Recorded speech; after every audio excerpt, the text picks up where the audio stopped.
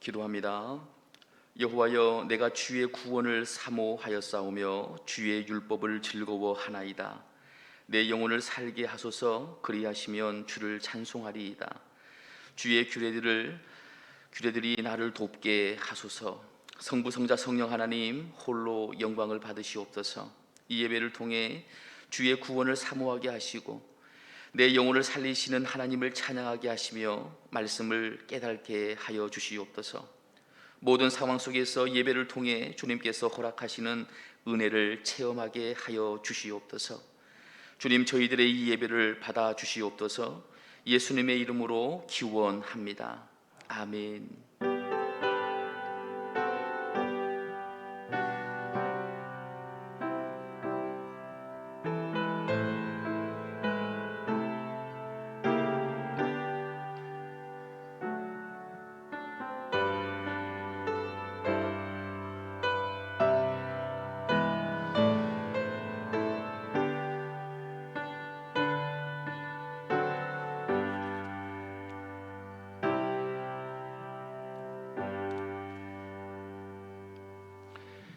다 함께 은혜를 사모하며 찬송가 60장으로 우리 하나님께 영광 올려드리겠습니다. 찬송가 60장입니다.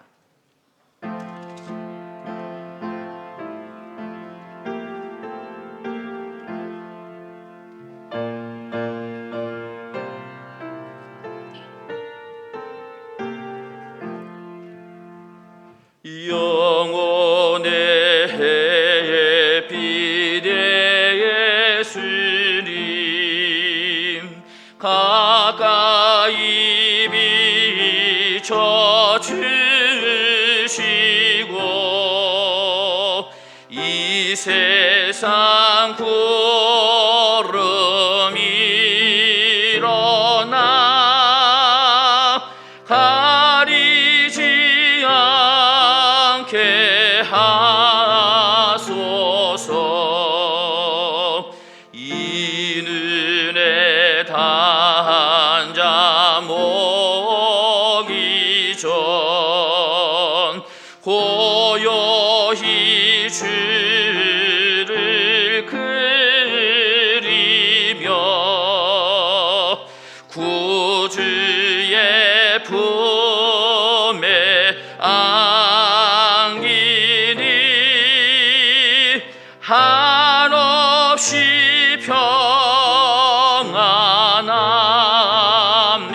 평안합니다. 잠깰 때 주여 오셔서 나에게 복을 주시고 주님의 사랑 안에서 언제나 살게 하소서.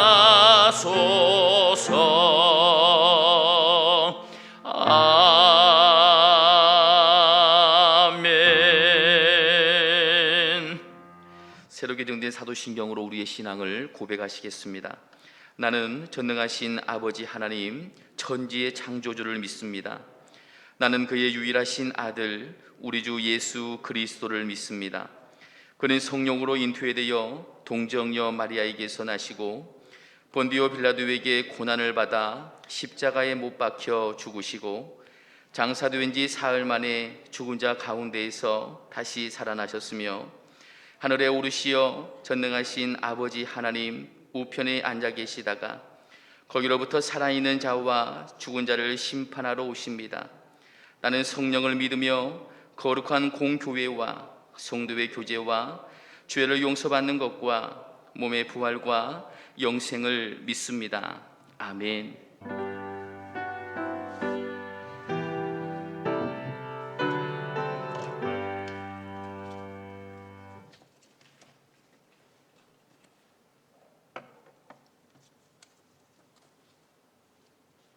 사랑과 은혜가 풍성하신 우리의 아버지 하나님, 주님이 정하신 이날 기쁨으로 드리는 주의 백성들의 경배와 찬양을 받으시고 그들이 주의 전에 나왔건 처한 환경에 따라 어디에서 예배를 드리건 드리는 자들의 간구에 귀 기울이소서. 세상을 살아가며 자신의 이성과 고집을 앞세워 우리 삶에서 주님을 배제하여 왔음을 고백하오니 용서하여 주시고 주님의 인도하심에 온전히 따를 수 있는 은혜를 허락하옵소서. 주님께서 끊임없는 사랑으로 우리를 지켜주심을 감사드립니다. 기승을 부리는 역병과 이를 통한 부조리와 무질서, 교회에 대한 다방면의 규제, 무너져 내리는 경제 환경 등 여러 가지 어려움 속에서 버텨낼 수 있게 하시고 지금까지 오게 하심 같이 장래에도 우리를 눈동자같이 지켜주심을 믿고 감사드립니다. 한 해를 마무리하는 마지막 달의 첫 주로 대림절 절기 가운데 있습니다. 마리아와 요셉이 예수님 놓을 곳을 찾기 위해 애썼지만 사관에 머물 곳이 없더라 하고 한 성경의 기록이 당시에만 해당되는 것은 아닐 것입니다.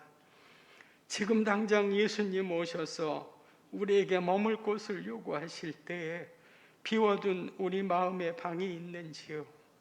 우리 모두 예수님을 모실 방을 우리 마음에 준비할 수 있는 은혜를 허락하옵소서. 주님이 임재하심을 기다리는 이 절기에 주님을 믿는 우리의 마음이 주님의 사랑으로 가득하게 하시고 믿는 이들을 향한 세상의 악의적인 비난이 심할지라도 주님이 주실 영광을 바라보며 실망치 않고 이겨나가는 믿음을 주옵소서. 또한 주님의 이름으로 이웃을 위해 그 사랑을 힘껏 나눌 수 있게 하옵소서. 주님, 이 나라와 백성을 위해 기도합니다. 내년 3월의 대선으로 새로운 지도자를 뽑습니다. 백성들의 마음을 주장하셔서 주님을 경외하며 주께서 인정하시는 현명한 지도자를 뽑을 수 있게 하옵소서. 자신이나 당파의 유익만을 위하지 아니하고 온 백성의 마음을 하나로 모아 앞에 놓인 난관들을 지혜롭게 극복하고 이 민족이 하나 되는 길을 주 안에서 모색하여 실현해가는 지도자를 허락하옵소서. 새로운 지도자를 맞아 온 백성이 합력하여 젊은이들이 꿈을 마음껏 펼칠 수 있고 무거운 나라의 빚을 후대에 떠넘기지 않고 지금의 갈등이 다음 세대까지 이어지지 않고 해결될 수 있게 도우소서.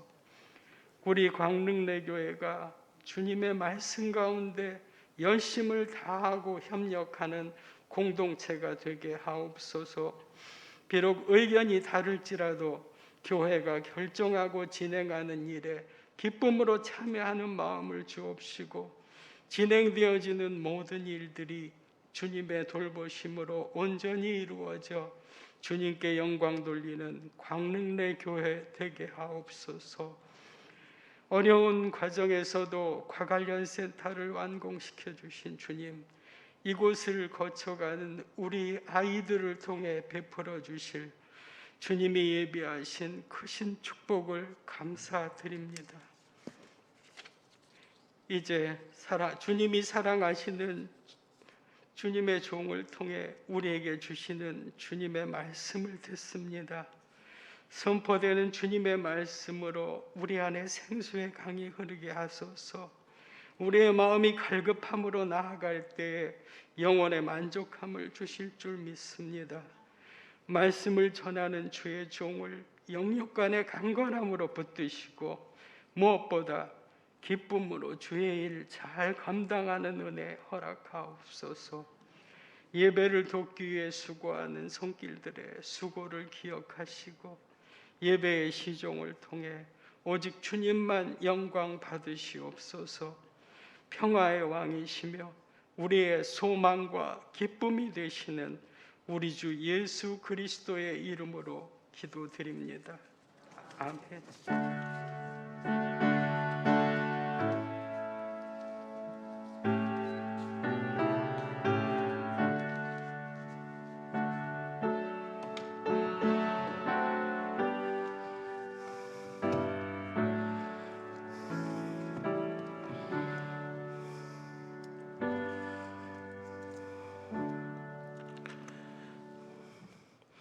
찬송드립니다. 찬송가 216장 찬송합니다.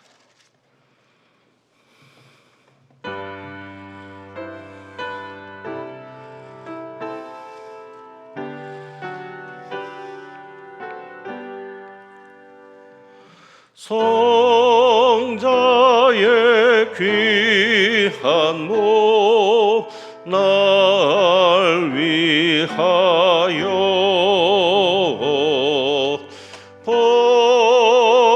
버리신 그 사랑 고마워라. 내 머리 숙여서 주님께 피는 말 나 무엇 주님께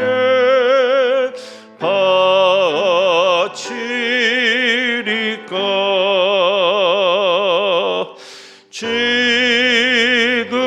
지금도 날 위해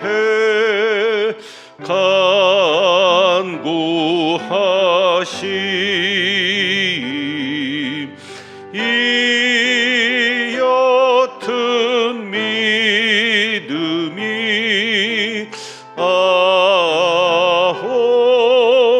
없나니. 주님의 참사랑 고맙고 놀라워 찬송과 기도를 쉬지 않네. 아멘. 주님의 십자가 나도 지고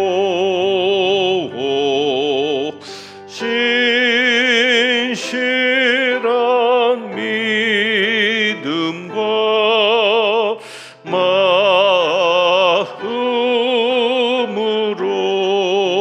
마음으로 형제의 사랑과 친절한 위로를 네게나 베풀게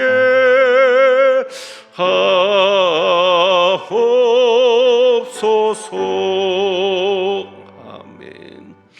만 가지 은혜를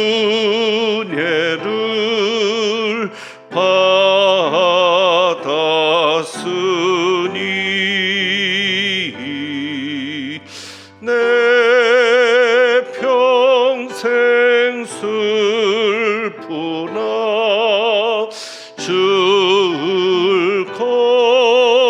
즐거우나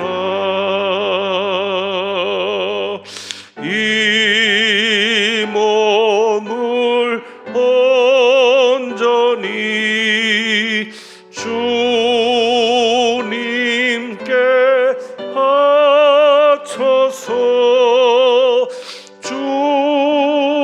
주님만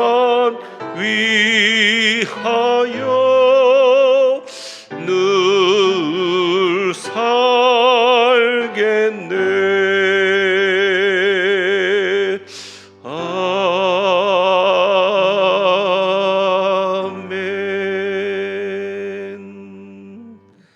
아멘. 우리에게 주시는 하나님의 말씀은 마태복음 18장 35절 한 절만 봅니다.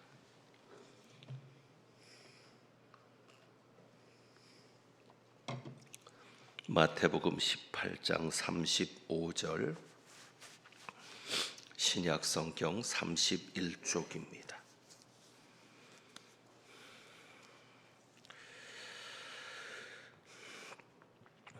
한 목소리로 같이 봉독합니다. 시작. 너희가 각각 마음으로부터 형제를 용서하지 아니하면 나의 하늘 아버지께서도 너희에게 이와 같이 하시리라. 아멘. 11월부터 제가 수요 예배 설교를 담당하고 있습니다.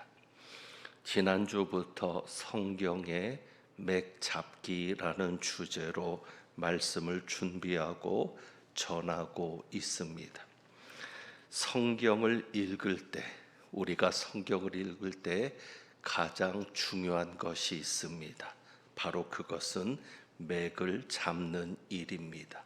다시 말하면 성경의 전체 문맥을 살피면서 읽는 것이 중요합니다. 그러니까 한 구절만 가지고 읽거나 그 한 구절만 가지고 이해를 하면 안 됩니다. 앞뒤를 읽어가면서 전체적인 흐름 속에서 말씀을 보아야 하나님의 뜻이 정확하게 전달이 됩니다. 예를 들어 이렇습니다. 18절 말씀을 보겠습니다.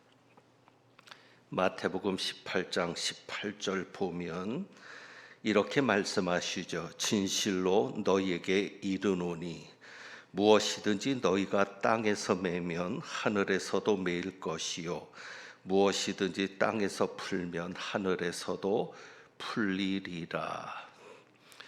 어디서 많이 본 구절입니다. 그렇죠? 어디에서 본 구절입니까? 마태복음 16장 19절의 말씀에서 본 것입니다. 예수님께서 베드로에게 천국 열쇠를 주십니다. 신앙을 고백했던 베드로에게 천국 열쇠를 주시면서 마태복음 16장 두 장만 앞으로 넘어가면 되죠. 16장 19절에서 베드로에게 이렇게 말씀하셨습니다. 네가 땅에서 무엇이든지 매면 하늘에서도 매일 것이요 네가 땅에서 무엇이든지 풀면 하늘에서도 풀리리라.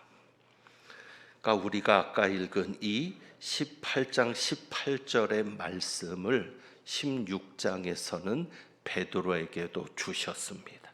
그러니까 천국 열쇠를 주시면서 네가 땅에서 무엇이든지 매면 하늘에서도 맬 것이고 땅에서 무엇이든지 풀면 하늘에서도 풀리리라 말씀하신 것입니다. 자, 그러면 마태복음 16장에 있는 그 말씀과 18장에 있는 말씀이 동일한 의미입니까? 말씀은 똑같은데 글자는 비슷한데 동일한 의미는 아닙니다. 차이점이 우선 있습니다. 차이점이 무엇이죠? 마태복음 16장은 단수입니다. 그러니까 베드로에게 주신 말씀입니다. 근데 마태복음 18장은 너희가라고 되어 있습니다. 너희가 복수입니다. 이것은 교회에 주신 말씀입니다. 그러니까 말씀을 듣는 무리들에게 주신 말씀입니다. 이 마태복음 16장의 말씀은 베드로에게 주신 말씀으로서 베드로의 특수성을 가지고 베드로의 위치를 가지고 말씀을 풀어갈 수 있습니다. 그리고 이것은 한편으로는 기도와 관련해서 이해를 해도 잘못된 이해는 아닙니다. 그러니까 우리가 기도하는 대로 하늘에서도 그대로 이루어 주실 것이다. 그러니까 땅에서 무엇이든지 매면 하늘에서도 그대로 해 주실 것이고 땅에서 무엇이든지 풀면 하늘에서도 풀어 주실 것이다. 그래서 우리가 기도하는 대로 하늘에서 이루어 주신다는 약속으로 보아도 그 말씀의 약속으로 보아도 무리는 없습니다. 그런데 18장에서 말씀을 보면 전혀 기도와는 관련이 없는 말씀입니다. 그러니까 이 18장 전체가 기도와 관련된 내용이 아닙니다. 그렇다면 이 마태복음 18장은 무엇과 관련된 내용입니까? 권징이라고 말할 수 있겠습니다. 교회에서 교인들에게 권징을 내리는 교회 재판과 관련된 말씀이 마태복음 18장입니다. 그러니까 기도와 관련된 내용이 아닙니다. 그러니까 전체 문맥을 살피면 이것은 기도와 관련해서 이 마태복음 18장의 말씀을 이해해서는 안 되는구나라고 생각하게 됩니다. 그렇기 때문에 성경은 한 구절만 보아서는 안 됩니다. 전체적인 문맥을 보고 이해를 해야 합니다. 여러분이 하나님의 말씀을 대할 때 절대 내가 읽고 싶은 대로 성경을 읽으면 안 됩니다. 내가 보고 싶은 대로 성경 말씀을 보면 안 됩니다. 중요한 것은 하나님께서 보여주시는 대로, 하나님께서 그 말씀을 기록하실 때 하나님의 의도, 하나님의 뜻대로 보고 읽는 것이 중요합니다. 자, 그러면 이 말씀을 어떻게 이해할 수 있느냐? 15절을 가서 보면 이렇게 말씀하죠. 내 형제가 죄를 범하거든 가서 너와 그 사람과만 상대하여 권고하라. 그러니까 이 전체적인 내용은 교인들 중에 누군가 죄를 범했을 때, 그것과 관련된 말씀이라는 것입니다. 그러니까 네 형제 중에 누가 죄를 범했을 때는 그 사람과만 가서 상대해라. 어떻게 하라는 것입니까? 다른 사람이 알지 못하도록 비밀스럽게 접촉해라. 왜? 그의 자존심을 배려하는 겁니다. 자존심 때문에 판단이 흐려지지 않도록 배려하는 겁니다. 그래서 일단은 아무도 모르게, 어떤 사람도 모르게 은밀하게 가서 그의 죄를 지적하라는 것입니다. 그렇게 해서 만일 들으면, 그러니까 그 사람에게 은밀하게 가서 권고를 했을 때 그 사람이 들으면 내가 내 형제를 얻은 것이요. 그러니까 들으면 좋습니다. 듣고 회개하면 좋은데 만약에 회개하지 않았을 때는 16절이죠. 한두 사람을 데리고 가서 증인으로 세우라는 것입니다. 두세 증인의 입으로 말마다 확증하게 해라. 처음에는 은밀하게 혼자 가서 얘기하라는 겁니다. 드러나지 않게. 그런데 말을 안 들었다. 그러면 그때 가서는 증인들을 데리고 가서 그가 하는 말마다 증언으로 세우라는 겁니다. 그런데 그럼에도 듣지 않았을 때는, 이렇게 두세 사람이 증인으로 함께 가서 이야기를 했는데도 듣지 않았을 때는 17절이죠. 교회의 말을 하라.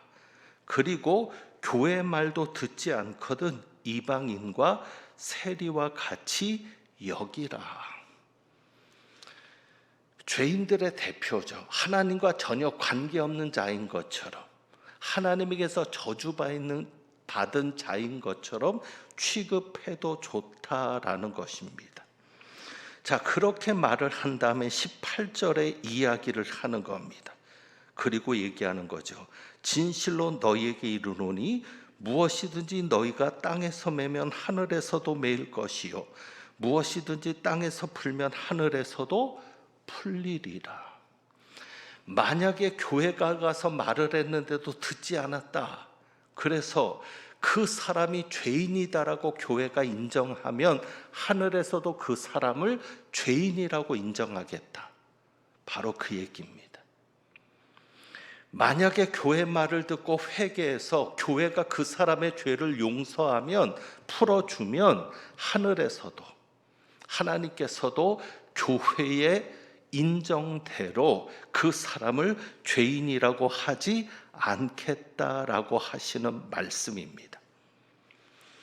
그러니까 이 말씀은, 마태복음 18장 18절의 이 말씀은 기도 응답과는 아무 상관이 없는 겁니다. 교회가 그 사람을 정죄하느냐, 교회가 그 사람을 사면하느냐, 거기에 따라서 하나님께서도 하시겠다. 단 조건이 있죠. 죄가 명확하고 증인들이 보았을 때도 분명하고 회개하지 않고 교회가 마르는데도 분명할 때, 그때 교회가 판단하는 대로 하나님께서도 그대로 받아들이시겠다는 말씀입니다. 자, 그러니 19절 20절이죠. 19절 20절. 진실로 다시 너희에게 이르노니 너희 중에 두 사람이 땅에서 합심하여 무엇이든지 구하면 하늘에 계신 내 아버지께서 그들을 위하여 이루게 하시리라. 우리가 19절의 말씀도 기도와 관련해서 이해를 하는데 문맥으로 볼 때는 이것은 기도와 관련된 말씀이 아닙니다. 자, 그러니 19절에 너희 중에 두 사람이 땅에서 합심하여 무엇이든지 구하면, 이 구하면이라는 단어 때문에 기도로 이해를 하는 거예요. 이 구절만 따로 떼놓고 보면 그냥 19절 하나만 가지고 이야기를 하면 기도같이 보이죠. 왜? 두 사람이 땅에서 합심해서 무엇이든지 구하면. 그런데 이 구한다라는 단어가 성경에서 꼭 기도와 관련해서 사용되는 경우가 아닌 때도 있습니다. 그러니까 이 구한다라는 단어가 나온다고 해서 다 기도로 이해하지 말아야 합니다. 그때그때 달라질 수 있습니다. 그러니 이것은 기도와 관련된 내용이 아닙니다. 자, 20절에 두세 사람이 내 이름으로 모인 곳에는 나도 그들 중에 있느니라. 두세 사람이 내 이름으로 모인 곳이 어디입니까? 그래서 우리는 이 말씀을 어떻게 이해를 해요? 기도회나 예배 장소라고 생각하죠. 그래서 우리가 예배를 드릴 때나 기도회를 할 때 이렇게 기도합니다. 두세 사람이 내 이름으로 모인 곳에 주님이 계시겠다 하셨으니 이 자리에 계시는 줄 믿습니다라고 하는데, 이 말씀을 전혀 기도의 장소나 예배 장소에 두세 사람이 그렇게 기도하기 위해서, 예배하기 위해서 모인 곳에 내가 있겠다고 약속하시는 말씀이 아닙니다. 물론 우리가 예수님의 이름으로 모인 곳에 주님이 계십니다. 함께 하십니다. 그것을 부정하는 게 아니라 이 말씀이 그런 의미로 주어진 것이 아니라는 뜻을 말씀드리는 것입니다. 자, 여기에 두세 사람이 내 이름으로 모인 곳에는 두세 사람이 무엇이죠? 16절에 보면 뭐가 나오죠? 16절에 두세 증인의 입으로 말마다 확증하게 하라. 그러니까 여기서 말하는 두세 사람은 예수님의 이름으로 모여서 기도하거나 예수님의 이름으로서 모여서 예배하는 사람들이 아니라 두세 증인, 두세 증인을 데리고 가서 말하라 그랬잖아요. 그러니까 이렇게 증인들이 혹은 그 사실을 알고 있는 이들이 예수님의 이름으로 그것을 모여서 인정할 때, 예수님께서 그곳에 계시기 때문에 그들이 모여서 죄가 있다 하면 죄가 있는 것이고, 그들이 모여서 죄가 없다 하면 죄가 없는 것이라는 말씀이 됩니다. 그러니까 교회가 예수님의 이름으로 권징을 행할 때 예수님께서 말씀하신 이 원리에 따라서 정확하게 판단하고, 정말 그가 죄가 있을 때 예수님의 이름으로 그것을 시행하면 하나님께서도 그 죄를 인정하고, 교회가 벌을 구하면 하나님께서 시행하시겠다는 말씀입니다. 그러니까 19절에 내 아버지께서 그들을 위하여 이루게 하시리라 라고 하시는 이 말씀은 기도하는 대로 이루신다는 말씀이 아닙니다. 교회가 요구하는 대로, 교회가 판단하는 대로 하나님께서 그렇게 하시겠다. 자, 그런데 이때 베드로가 용서에 관해서 질문을 합니다. 21절이죠. 주여, 형제가 내게 죄를 범하면 몇 번이나 용서하여 주리이까? 7번까지 하리이까? 유대인들에게는 이 7이라는 숫자는 굉장히 의미 있는 숫자입니다. 그래서 7번까지 용서를 해야 됩니까? 라고 말하는 것은 이 정도면 충분하지 않습니까? 라는 의미가 담겨 있습니다. 7이라는 숫자가 워낙 특별한 숫자니까. 그런데 예수님 뭐라고 대답하시죠? 7번을 70번까지도 할지니라. 7번만 아니라 7번씩 70번까지라도 용서해라. 단순히 숫자적인 계산을 하면 490이죠. 77에 49. 근데 이것은 490번만 용서하라는 의미가 아니라 무한히 용서하라라는 천국의 계산법입니다. 그러니까 예수님은 용서에 관해서 무한히 해라, 몇 번만 용서하는 게 아니라 무한히 해라, 계속 용서해라 라고 말씀하십니다. 자, 그런데 우리가 용서를 생각할 때 드는 질문이 있습니다. 그 질문이 무엇이죠? 회개하지 않는데 용서해야 되나? 저 사람이 나에게 회개하지 않는데, 저 사람이 나에게 사과하지 않는데, 하나님 앞에 회개하지 않는데도 내가 용서해야 되나? 사실은 용서하기가 쉽지 않죠. 간단한 그런 문제라면 쉽게 용서가 될 수 있습니다. 하지만 상처가 클수록, 그 사람에게 받은 상처가 크고 피해본 것이 클수록 용서하기가 어렵습니다. 특히 상대방은 사과하지도 않습니다. 잘못해놓고도 사과하지 않는데 용서를 해야 되나 싶습니다. 그래서 누가복음의 말씀을 떠올리죠. 누가복음 17장 한번 볼까요? 누가복음 17장 3절과 4절입니다. 누가복음 17장 3절 4절.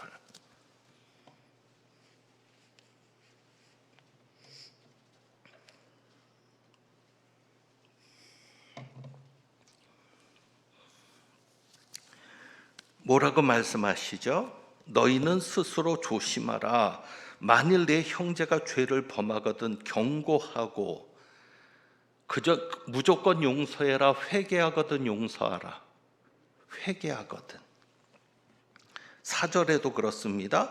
만일 하루에 7번이라도 내게 죄를 짓고 7번 내게 돌아와 내가 회개하노라 하거든 너는 용서하라 하시더라. 그래서 누가복음 말씀을 통해서 좀 위로를 받으려고 하는 거죠. 왜? 거기에는 뭐라고 되어 있어요? 회개하거든 용서해라. 너에게 와서 내가 회개하노라 라고 말하면 용서해라. 그런데 여러분, 성경 말씀을 내가 보고 싶은 것만 볼 수 없잖아요. 내가 보고 싶은 대로만 볼 수 없잖아요. 마태복음은 뭐라고 얘기하십니까? 무조건 용서해라. 회개를 전제하지 않습니다. 35절이죠. 너희가 각각 마음으로부터 형제를 용서하지 아니하면 나의 하늘 아버지께서도 너희에게 이와 같이 하시리라. 회개를 전제하지 않습니다. 누가복음은 회개하거든 용서하라고 하시는데 마태복음은 그것이 아닙니다. 마태복음 6장 14절에서도 똑같은 내용의 말씀이 있었죠. 너희가 사람의 잘못을 용서하면 너희 하늘 아버지께서도 너희 잘못을 용서하시려니와 너희가 사람의 잘못을 용서하지 아니하면 너희 아버지께서도 너희 잘못을 용서하지 아니하시리라. 마태복음 6장 14절입니다. 이 말씀은 나중에 다시 한번 보고요.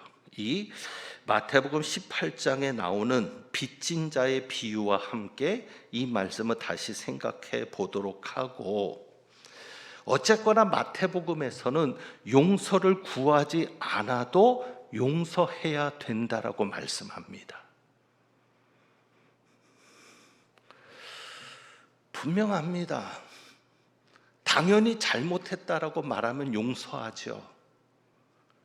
그런데 잘못했다고 말하지도 않는데, 사과하지도 않는데 용서해야 되나? 용서해야 합니다. 한 가지만 생각하시면 됩니다.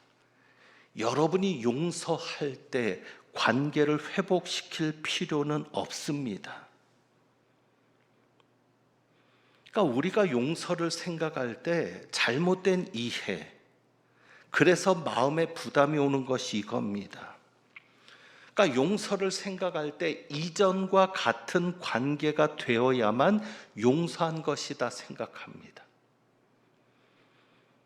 그러니까 내가 어떤 사람하고 원수가 되었을 때 원수가 되기 전에 관계로 회복되어야만 내가 비로소 용서했다라고 생각이 되는데, 실제로 그것이 불가능할 수 있습니다. 아까 말씀드린 대로 작은 실수는 뭐 금방 회복이 되죠. 하지만 원수가 되었을 때, 정말 원수가 될 정도로 내가 피해를 입었을 때 그것이 쉽겠습니까? 쉽지 않습니다. 용서는 할 수 있지만 옛날과의 관계, 옛날처럼의 관계로 회복되는 것은 쉽지 않습니다. 특히 그 사람이 회개하지 않는데, 그 사람이 잘못했다고도 하지 않는데 그냥 내가 용서하고 옛날과 같은 관계를 만든다? 쉽지 않습니다. 이미 깨어진 관계는 아시잖아요. 다시 깨진 그릇을 붙여도 금이 나 있습니다. 그러니까 그 사람이 용서를 구하지 않는데 관계가 회복되는 것은 아닙니다. 그러니 여러분이 관계가 회복되지 않았기 때문에 내가 그 사람을 용서하지 않았다, 이렇게 생각하실 필요는 없습니다. 그냥 내가 용서하면 됩니다. 만약에 내가 용서하지 않았다면 어떤 상황이죠? 눈에는 눈, 이에는 이입니다. 내가 만약에 그 사람에게 보복하지 않았다면 용서한 겁니다. 만약에 용서하지 않았다면 저주했을 겁니다. 망하기를 바랬을 겁니다. 그렇지 않았다면 이미 여러분은 용서한 겁니다. 그냥 하나님 말씀대로 내가 그를 용서합니다. 하나님 앞에 말하고, 그리고 여러분의 그 감정을 무시하면 되는 겁니다. 얼마 전에 전두환 씨가 사과 한마디 없이 세상을 떠났습니다. 5.18 피해자들, 희생자들이 원하는 것이 무엇이었습니까? 진심 어린 사과였습니다. 가족 중에 끔찍한 일을 범죄로 희생당한 분들이 있습니다. 그분들이 죄인들에게 원하는 것은 진심 어린 사과였습니다. 다른 것을 원하는 게 아닙니다. 정말 잘못했다고 와서 그 한마디만 하면 얼마든지 덮을 수 있는 것이 우리들의 마음입니다. 어느 존경하는 목사님께서 이렇게 말씀하십니다. 만약에 잘못했다는 말 한마디 듣고 싶은 게 전부라면, 내가 어떤 어려움을 겪었을 때 그 어려움을 준 사람에게 잘못했다는 말 한마디 듣고 싶은 게 전부라면 이미 용서한 것입니다 라고 말씀합니다. 여러분들이 실제 용서를 했는데도 마음이 괴로우신 분들이 있습니다. 이것은 용서를 회복이라고 생각하니 그렇습니다. 내가 용서했으니 이전처럼 관계가 회복되어야 된다. 그래서 그 관계가 회복되기 전까지는 꼭 용서하지 않은 것 같은 생각이 들 수 있습니다. 물론 관계가 회복되면 가장 좋을 겁니다. 그러나 사과하지 않으면, 그 사람이 달라지지 않으면 관계가 이전처럼 회복되는 것은 어렵습니다. 그냥 하나님 말씀하시는 대로, 예수님께서 가르쳐 주시는 대로 마음으로부터 용서하면 됩니다. 상대가 어떻든, 상대가 나에게 어떻게 하든 하나님 앞에, 하나님 내가 용서했습니다 라고 말하면 됩니다. 그리고 그가 회개하는 것은, 그가 달라지는 것은 하나님께 맡기면 됩니다. 그가 회개하고 용서를 구하면 당연히 관계는 회복될 수 있을 겁니다. 하지만 그렇지 않더라도, 혹 여러분의 마음에 상처를 주고 여러분을 힘들게 했던 누군가가 있다면 그와의 관계가 회복되지 않아도 좋습니다. 그냥 여러분의 마음에서 용서를 통해 그 짐을 내려놓을 수 있기를 주님의 이름으로 부탁합니다. 기도하겠습니다.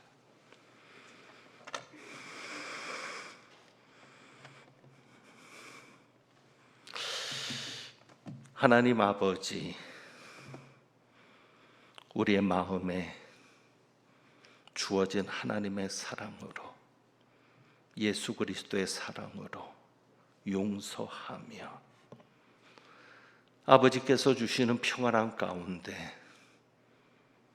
미움으로 인해, 분노로 인해 하나님과의 관계가 깨어지는 일 없도록 주님의 평안으로 우리를 지켜갈 수 있도록 도와주옵소서. 우리 주님 예수 그리스도의 이름으로 기도합니다. 아멘. 찬송 드립니다. 찬송가 218장 찬송합니다.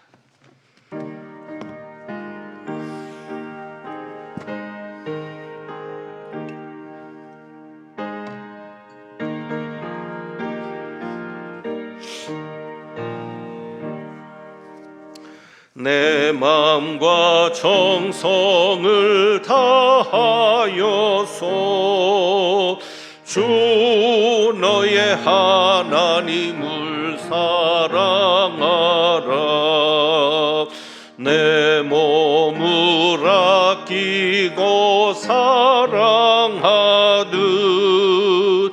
형제와 이웃을 사랑하라.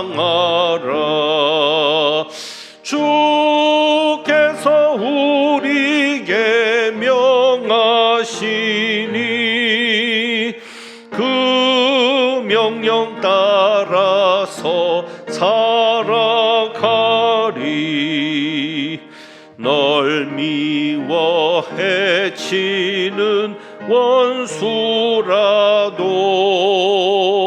언제나 너 그렇게 사랑하라. 널 핍박하는 자 위해서도 신실한 마음으로 복을 빌라. 주께서 우리에게 명하시니 그 명령 따라서 살아가리. 나 항상 주님을 멀리하고 형제를 사랑하지 못하였다. 이러한 죄인을 사랑하사 주께서 몸 버려 죽으셨다. 아멘. 속죄의 큰 사랑 받은 이목 내 생명 다 바쳐 충성하리.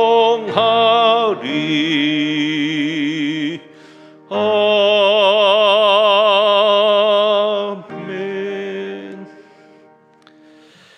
들으신 예물 위해 기도합니다. 하나님 아버지, 속죄의 큰 사랑을 받았기에 그것이 우리 삶의 이유가 되고 목적이 되며 삶의 모습이 됩니다.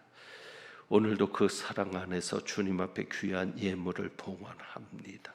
우리를 살리신 주님의 그 큰 은혜에 비하면 적은 것이지만 아버지께서 그 마음 기쁘게 받아 주옵시고 하나님의 큰 사랑을 경험하며 그 사랑으로 살아갈 수 있는 은혜를 주옵소서.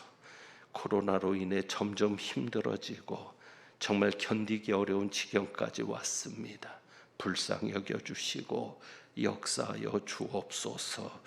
우리 주님 예수 그리스도의 이름으로 기도합니다. 아멘. 교회 소식을 말씀드립니다. 오늘 대림절 두 번째 주일로 지키고 있습니다. 이제 날씨가 추워져서 새벽기도 장소를 변경하려고 합니다. 나오시는 인원이 얼마 되지 않기 때문에 좀 더 따뜻한 곳에서 새벽 예배를 진행해도 될 것 같습니다. 그래서 내일부터 새벽 기도회는 이 옆에 있는 공간입니다. 과관련센터 2층 부엘세바실에서 드리게 됩니다. 한 가지 여러분이 부엘세바실을 이용할 때 주의하셔야 될 것이 있습니다. 이 경사가 좀 급합니다. 여러 가지 그 경사 때문에 방안을 생각했는데 계단보다는 그냥 평지로 돼 있는 것이 안전하다라고 해서 계단을 넣지 않고 그냥 평지로 했는데 경사가 이 본당보다 조금 있습니다. 그래서 우리 어르신들은 이동을 할 때 좀 조심하셔야 될 줄 압니다.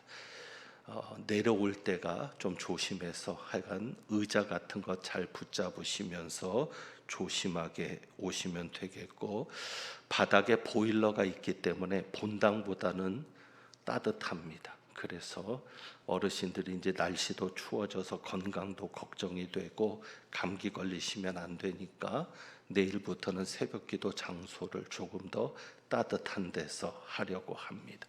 요 2층 오른쪽에 보시면 예배실이 있습니다. 내일부터는 그곳으로 오시면 되겠습니다. 유아 세례가 성탄 예배 때 있습니다. 이번에 총회에서 지침이 바뀌어서 6세까지 유아 세례를 받을 수 있습니다.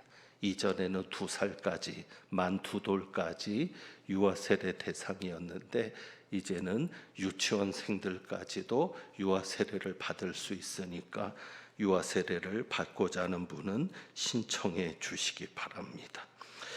교회 달력이 나왔습니다. 가정당 하나씩 받아가 주시는데 저희가 일일이 말지를 못했습니다. 그래서 오늘은 일부 때는 그냥 나눠드리려고 합니다. 그러니까 필요한 분은 말아 가시면 되고 비닐은 준비되어 있으니까 달력을 말아 가실 분은 말아 가셔서 비닐을 이용하시면 되겠고 그냥 가지고 가셔도 좋겠습니다. 22년도 달력이 나왔으니까 필요한 분은 받아가시고, 요람을 제작하려고 합니다. 주소라든지 변경된 것은 알려주시고 사진을 넣어야 됩니다. 재직자는 증명사진을 넣어야 되니까 파일로 해서 각 교구 담당자분들께 보내주시면 되겠습니다. 광릉 어린이집 원화를 모집하고 있습니다. 요즘 이 지역의 유치원생들이 줄어서 원화 모집에 어려움이 있는데 저희 교회 어린이집이니까 어느 곳보다 정성스럽게 간식부터 음식까지 하여간 모든 면에서 최선을 다하고 있습니다. 정성스럽게 하고 있으니까 많이 광고해 주시기를 부탁드립니다. 헌신하실 분들은 지원서를 제출해 주시기를 부탁드립니다. 축도하겠습니다. 하나님은 내게 복을 주시고 너를 지키시기를 원하며 하나님은 그의 얼굴을 내게 비추사 은혜 베푸시기를 원하며 하나님은 그 얼굴을 내게로 향하여 드사 평강 주시기를 원하노라. 잘못했다는 말 한마디 듣고 싶고 참으로 용서하며 더 나아가서는 관계가 회복되는, 하나님과 서로의 관계가 회복되는 것까지 나가기를 사모하며 그렇게 주님의 도구가 되기를 사모하고 다짐하며 나가는 주님의 귀한 백성들 위에 우리 주님 예수 그리스도의 은혜와 아버지 하나님의 사랑과 성령님의 교통하시며 충만케 하심이 이제부터 영원까지 함께 하시기를 축원하옵나이다. 아멘.